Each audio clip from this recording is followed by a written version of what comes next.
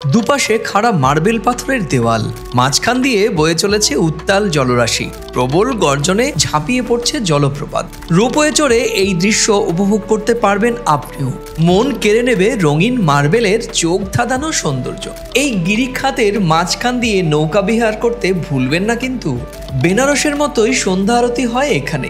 নর্মদার পাড়ে বসে সেই সন্ধ্যা আরতি দেখতে মন্দ লাগবে না। চাইলে নৌকোয় চেপেও দেখতে পারেন আরতি। ইতিহাস, প্রকৃতি, আধ্যাত্মিকতার মেলবন্ধন এই শহর। চলুন আজ বরং আপনাদের ঘুরিয়ে নিয়ে আসি মধ্যপ্রদেশের জবলপুর থেকে।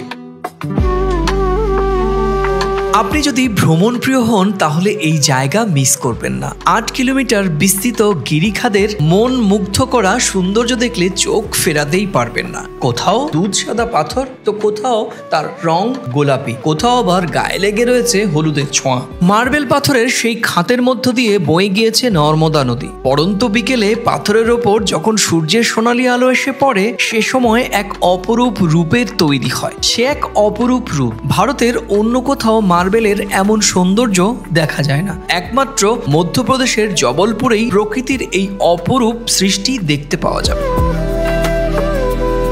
কিভাবে যাবেন, কোথায় থাকবেন, সব বলবো আজকের এই ভিডিওতে। মধ্যপ্রদেশের অন্যতম জনবহুল শহর জবলপুর। এই শহরের আনাচে কানাচে রয়েছে ইতিহাস, মন্দির, জলপ্রপাত। এখানে রয়েছে রানী দুর্গাবতীর দুর্গ, ব্যালেন্সিং রথ, 64 যোগনী মন্দির। নর্মদার তীরে সন্ধ্যা আরতি দেখতে ভুলবেন না। বেনারসের মতোই আপনি ঘাটে বসে অথবা নৌকোয় চড়ে আরতি দেখতে পারবেন। মন একেবারে শান্ত হয়ে যাবে।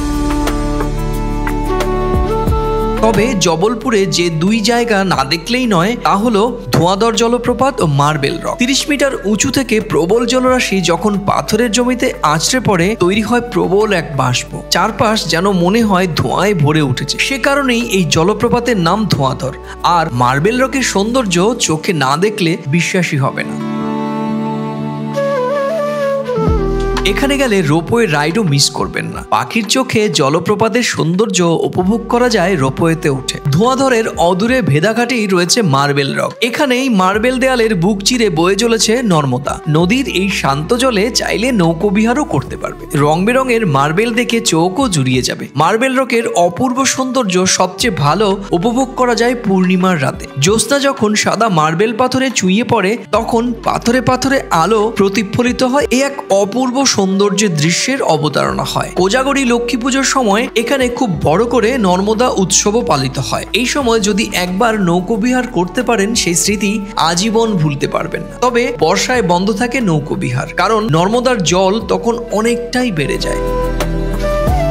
এবার বলবো কিভাবে পৌঁছবেন। হাওড়া বা শিয়ালদা থেকে ট্রেনে জবলপুর চলে যান। শক্তিপুঞ্জ এক্সপ্রেস, হামসফর এক্সপ্রেস ছাড়াও আরো কয়েকটি ট্রেন রয়েছে। আকাশপথেও যেতে পারেন জবলপুরে। এখানে রয়েছে বিমানবন্দর। সড়ক পথেও জবলপুর যাওয়া যেতে পারে। জবলপুর অনেক বড় শহর, তাই এখানে থাকা নিয়ে কোনো চিন্তা করতে হবে না। বিভিন্ন মানের হোটেলও রয়েছে। বেদাগাবুটে মার্বেল রকের কাছে সরকারি ও বেসরকারি থাকার জায়গাও পেয়ে যাবেন। তাহলে যাবেন নাকি জবলপুর? প্রিয় দর্শক, কেমন লাগলো আজকের এই ভিডিও? ভালো লাগলে নিজেদের মাঝে শেয়ার করুন আর লিখুন মূল্যবান মন্তব্য। প্রকৃতিকে ভালোবাসুন আর সঙ্গে রাখুন প্রথম কলকাতাকে, কারণ প্রথম কলকাতাই প্রকৃতির কথা বলে।